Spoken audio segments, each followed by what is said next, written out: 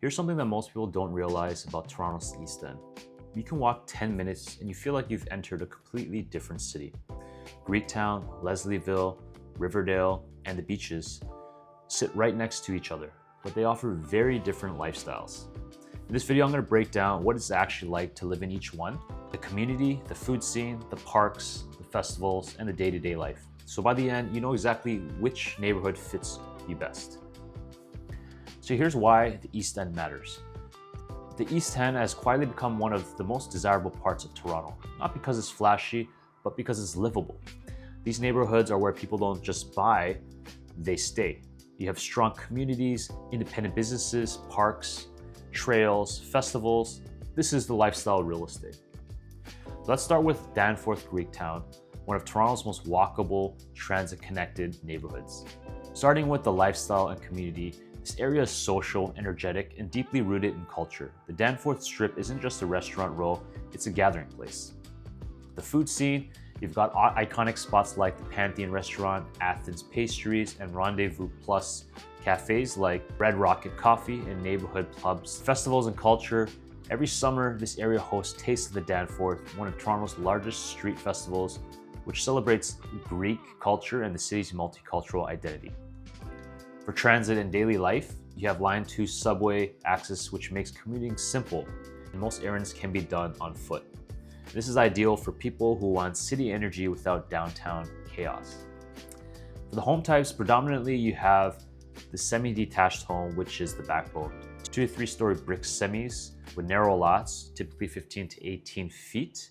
It's most common, often renovated inside with classic exterior, many with basement apartments. You also have detached homes, which is less common, but you pay a premium. It's found on the quieter side streets, smaller lot sizes versus the suburbs.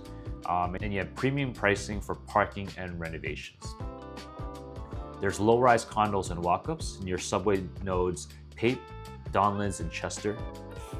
And these are typically 3 to 8 story buildings, popular with first-time buyers and downsizers. And you have very limited townhomes, mostly infill or boutique developments. And who's this for? It's for professionals, couples, downsizers who value walkability, food, and transit over square footage. Next, let's talk about Leslieville. This is where lifestyle buyers end up. The neighborhood vibe feels curated but still authentic. It's creative, family-friendly, and very community-driven. For the food and local favorites, this area punches above its weight when it comes to food. You've got descendant Detroit-style pizza, brunch at Lady Marmalade, coffee from Tiaro, and dessert at Bobette and Belle. And for parks and mobility, you have streetcars along Queen and Gerrard, bike-friendly streets, and quick access to the DVP, making this area surprisingly convenient.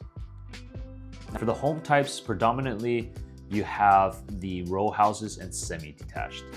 Brick Victorian Edwardian stock, 2 to 3 story rear lane access is common, heavily renovated interiors, and has very strong curb appeal and tight streets. The detached homes is rare, but it is coveted, mostly east of Carlaw on wider streets, and it commands significant premiums because it's often modernized or rebuilt. And you have loft and mid-rise condos, often converted industrial buildings at the intersection of Carlaw and Dundas East, such as the Printing Factory Lofts, Wrigley's Gum Factory Loft, and the Garment Factory Lofts, which were all converted. These are typically 6 to 12 stories on average, with larger layouts, exposed concrete, and user appeal. You also have laneway homes, which are emerging, and this is basically a self-contained residential unit built on the same lot as an existing home, typically in the backyard or onto a public laneway. It's one of the stronger areas for laneway suites, and it appeals to multi-generational buyers or rental offset. And what does this mean for buyers? Well, Leslieville is design forward thinking. Buyers pay for renovation quality, not size. And keep in mind, bad layouts can get punished here, so you need to choose wisely. Now, this place is meant for young families, creatives, and professionals who want character, food, and long-term upside. Now let's talk about Riverdale, one of the most quietly powerful neighborhoods in the East End. known for its parks and green space. It offers one of the best skyline views in the city, connects to Riverdale Farm and Lower Dawn Trail, which is perfect for runners, cyclists, and dog owners. If you love trails and you love outdoor lifestyle activities, you've got access to the Lower Dawn Trail and the Martin Goodman Trail, which literally runs from Etobicoke all the way to the beaches. For food and everyday spots, this area blends Greektown, East Chinatown, and local staples like the Red Jerk, Rooster Coffee House, and Bakyan. And if you want transit and stability, subway access at Broadview and Chester makes commuting very easy. But the appeal here is stability, where people typically buy in Riverdale and stay here for decades. For the home types, predominantly you have heritage semi-detached homes, solid brick construction, tree-lined streets, classic Toronto floor plans, but the renovation quality can vary widely. You also have detached homes, which has high prestige, especially near Withrow Park and Broadview.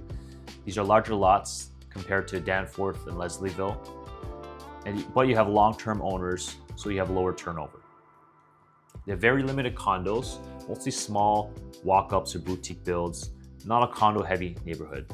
And you have almost no townhouses because zoning and character preservation limits the density. So Riverdale is long-term family housing, where buyers care about schools, parks, and street reputation more than trendy finishes. And finally, I want to talk about the beaches. Now, this one doesn't feel like Toronto, and that's the point. You're gonna get the waterfront lifestyle. You've got the Woodbine Beach, which is the largest beach in the city, plus Q Balmy Beach, both which are Blue Flag certified and makes it safe for swimming. And if you want recreation and outdoor lifestyle, there are over 90 beach volleyball courts, an Olympic-sized pool, boardwalk cycling, kayaking. So this is a full outdoor lifestyle neighborhood. And if you want food and casual dining, you have local favorites such as Hogtown Smoke, Cool Runnings Restaurant, Bagels on Fire, and Tori's Bake Shop. For festivals and culture, every summer Queen Street East comes alive with one of my personal favorites, the Beaches International Jazz Festival, which is one of the largest jazz festivals in Canada, which I go to every year. For home types, you have predominantly detached homes, and these are larger lots than most of Old Toronto, 2.5 to 3-story homes, mix of original century homes and modern rebuilds. And parking is actually common, which is a huge plus if you drive throughout the city. Semi-detached homes, they're closer to Queen Street East, so larger than the average East End semis, but it's a popular entry point for families priced out of the detached. You also have boutique condos and low-rise buildings along Queen Street East. However, there is a limited supply. This matters for resale. And there's a strong demand from downsizers staying local.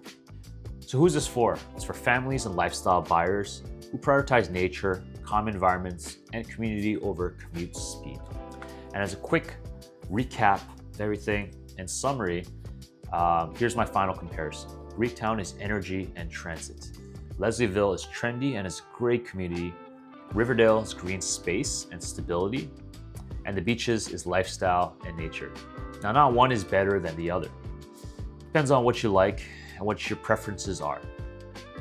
If you're thinking about buying in Toronto's East End and want help matching your lifestyle in the right neighborhood, feel free to reach out and let me know in the comments below which one would you choose and why. Till then, talk to you on the next one. Cheers.